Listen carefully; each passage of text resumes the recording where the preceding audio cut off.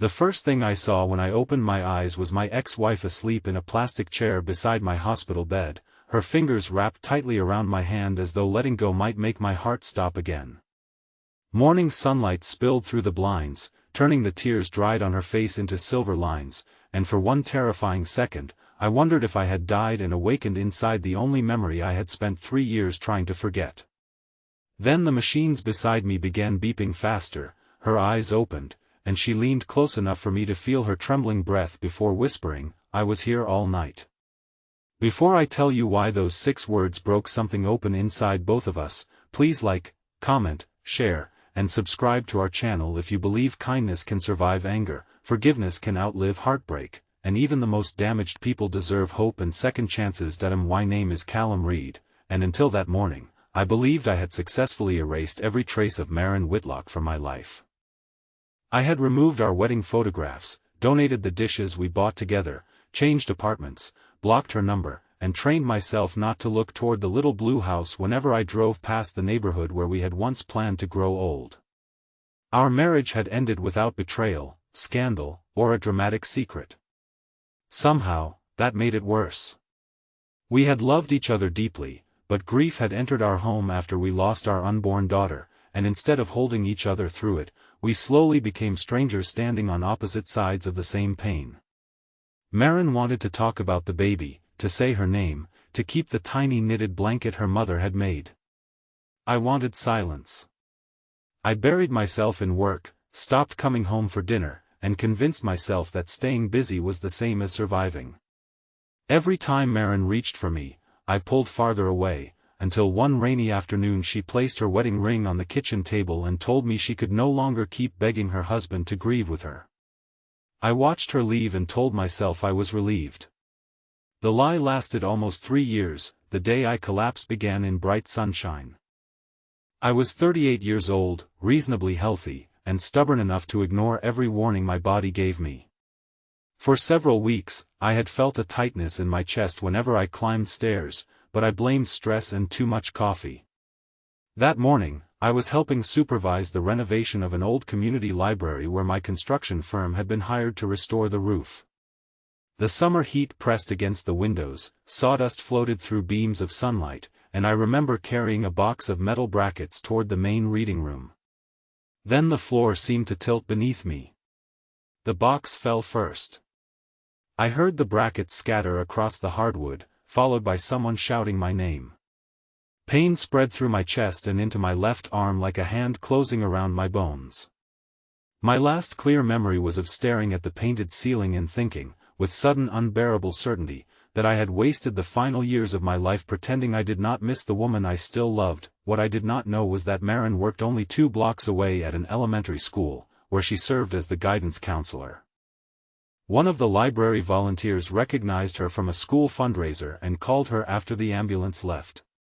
She had no obligation to come. We had not spoken in 11 months, not since we signed the last documents concerning the sale of our old house. Yet she arrived at the hospital before the doctors finished placing a stent in a dangerously narrowed artery. She stayed through the hours when the cardiologist could offer no guarantees.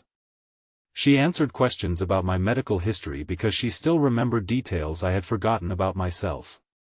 She called my older brother in Oregon, contacted my employer, and sat beneath harsh fluorescent lights while morning slowly approached beyond the hospital windows.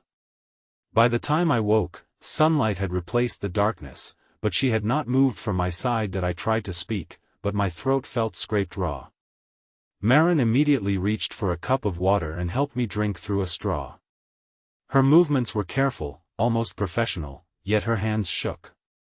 I asked why she was there, and the question sounded colder than I intended. Hurt flashed across her face, but she did not pull away. She explained what had happened, told me the procedure had gone well, and said the doctor expected me to recover if I finally learned how to take care of myself. I stared at our joined hands and asked why she had stayed. She looked toward the bright window for several seconds before admitting that when she received the call, every argument, every legal document, and every year of silence disappeared. All she could think was that I might die believing no one was waiting for me to wake up. Her words struck harder than the pain in my chest.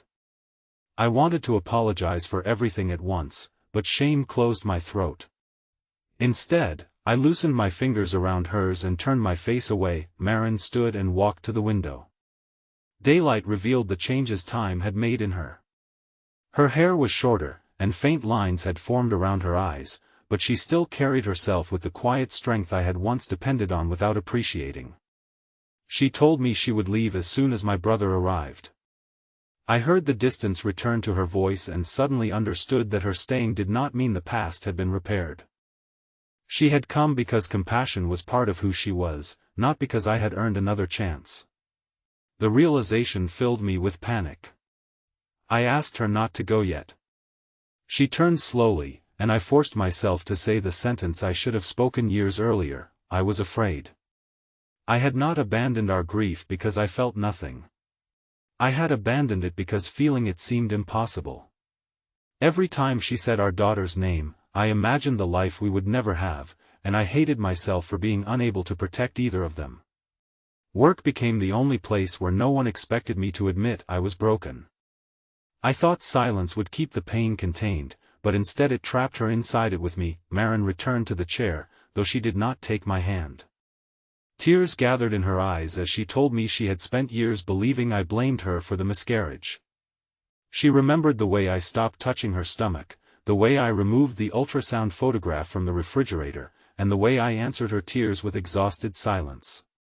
She had waited for me to tell her it was not her fault, but those words never came. Hearing that nearly broke me. I told her I had never blamed her. I had blamed myself, although the doctors had repeatedly said no one was responsible. I had been foolish enough to believe that hiding my guilt was protecting her from it. Instead, my silence had allowed her to carry both her grief and mine. Maren covered her mouth as she cried, and I realized that our marriage had not ended because love disappeared. It had ended because neither of us could see through the walls pain had built between us. A nurse entered to check my blood pressure and reminded me not to become too upset. The warning almost made Maren laugh through her tears, because emotional restraint had been the reason we were sitting in that room as divorced strangers.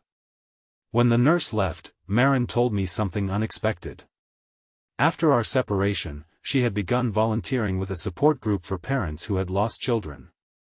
At first, she went because she needed help. Later, she stayed because helping others gave meaning to the love she still carried for our daughter, whom we had planned to name Elodie. Hearing the name aloud after years of avoiding it sent a sharp ache through me. This time, I did not turn away. I repeated it. Elodie. Maren's face folded, and she took my hand again. We cried together beneath the full light of morning, finally mourning the child whose absence had separated us because we had been too frightened to carry it together. My brother, Graham, arrived near noon after catching the earliest flight he could find. He rushed into the room with his shirt untucked and worry written across his face, but he stopped when he saw Maren beside me. Graham had never forgiven me for letting our marriage collapse. He hugged Maren first, then gripped my shoulder and called me an idiot with such relief that I almost smiled.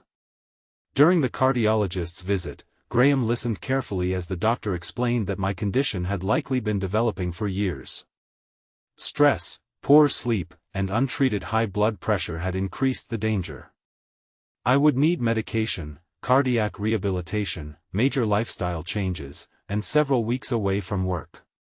I immediately began protesting about schedules and project deadlines. Maren and Graham exchanged the same exhausted look they used to share during our marriage. The doctor interrupted me and said plainly that a second chance was valuable only if I chose to live differently. Those words followed me through the afternoon. A second chance was valuable only if I chose to live differently. I had been given another chance before, when Maren asked me to attend grief counseling with her. I refused. She had given me another when she suggested we take time away together. I said work was too busy. She had given me one final chance the day she placed her ring on the table and waited for me to ask her to stay. Pride had kept me silent. Now I was lying in a hospital bed with a repaired artery and a life that felt painfully empty. I understood that survival was not the same as living. My heart had continued beating for years, but I had treated love, sorrow, and vulnerability as threats instead of proof that I was alive. Maren planned to leave once Graham settled in, but before she reached the door, I asked whether she would return the following day. She hesitated. I told her I was not asking her to forgive me immediately or pretend our divorce had never happened. I was asking for the opportunity to become honest, even if honesty came too late to restore what we had lost. She said she had built a peaceful life and could not survive being abandoned emotionally again. I told her she should not trust promises made by a frightened man in a hospital bed. She should watch what I did after I left. I would attend therapy, join the support group if they allowed fathers, follow the doctor's instructions, and stop using work as a hiding place. I could not demand another chance with her, but I could finally become the man I should have been. Whether she returned or not, she stood in the doorway with sunlight from the corridor surrounding her. Then she walked back, bent down, and pressed a gentle kiss to my forehead. She said she would visit tomorrow afternoon. It was not forgiveness. It was not reconciliation. It was only one small opening in a wall we had spent years building, but it felt larger than any promise I had ever made. Recovery humbled me. During the following weeks, every ordinary task became an act of patience. I had to walk slowly, measure my blood pressure, change my diet, and accept help from people I had always insisted I did not need. Graham stayed for 10 days. Maren visited nearly every afternoon after school, sometimes bringing soup, sometimes sitting quietly while I rested. We did not rush toward romance. We talked about the ugliest parts of our marriage. I listened while she described lonely evenings spent waiting for my car to enter the driveway. She listened while I admitted I sometimes sat in the parking lot after work because I was afraid of seeing the empty nursery. We began attending separate therapy sessions, and eventually, with great caution, we met with a counselor together. The goal was not to remarry. The goal was to understand the people we had been and decide whether the people we were becoming could build something new. One afternoon, 2 months after my collapse, Maren invited me to the support group's remembrance gathering in a public garden.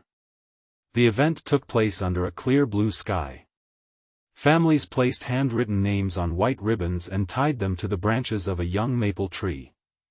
I carried Elodie's ribbon in my pocket for nearly an hour before finding the courage to attach it. When the wind lifted the ribbon, I imagined the daughter we never met running through the sunlit grass. The pain did not disappear, but it no longer felt like an enemy I had to outrun. Maren stood beside me, her shoulder touching mine, and we allowed the grief to exist without letting it destroy us. After the gathering, I gave her a small wooden box. Inside was the ultrasound photograph I had removed from our refrigerator years earlier. I confessed that I had never thrown it away. I had kept it sealed inside a folder at the back of my desk, too ashamed to display it and too heartbroken to lose it. Maren held the photograph against her chest and cried. I apologized for every year she believed I had forgotten. Then I told her I understood that love alone did not erase the harm I caused. Real forgiveness required patience, accountability, and change that continued even when no one was watching. Maren surprised me by taking my hand. She said she had spent years trying to stop loving me because loving me felt like betraying the woman who had walked away to save herself. But the man standing before her was no longer hiding behind silence. She could see that I was changing, not to win her back, but because I finally understood what my fear had cost us. She was not ready to make promises about forever, yet she was willing to begin again with something smaller. Coffee. Long walks. Honest conversations. No pretending. No disappearing when grief returned. 6 months after the heart attack, I completed my cardiac rehabilitation program. Maren attended the final session, standing beside Graham as I finished the last supervised walk. When I stepped off the treadmill, she handed me a card. Inside, she had written that the strongest hearts were not the ones that never broke, but the ones that learned how to remain open after breaking. I looked at her and realized she had spent one entire night beside my hospital bed, but she had spent years waiting for me to wake up in a far deeper way that we did not recreate our old marriage. We built a new relationship from the ruins of it. Nearly a year after my collapse, on a bright spring morning, Maren and I returned to the community library where I had fallen. The renovation was complete, and the children's reading room had been dedicated to families who had experienced loss. A small brass plaque near the window carried Elodie's name.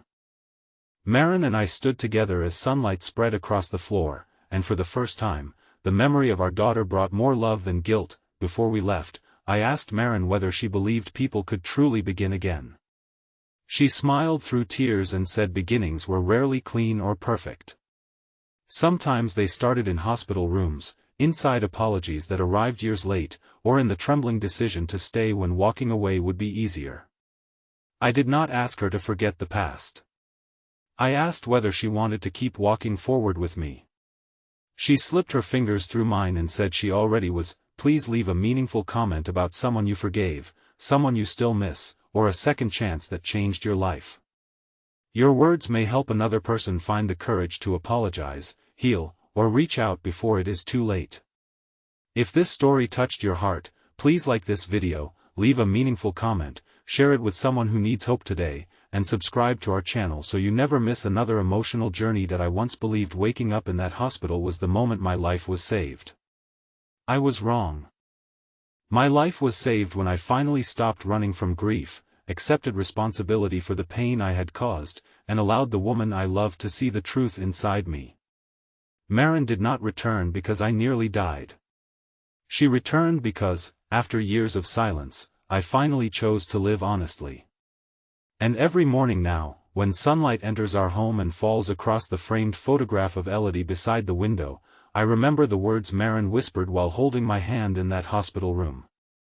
She had been there all night. But the greater miracle was that, after everything, she was still willing to be there when the morning came.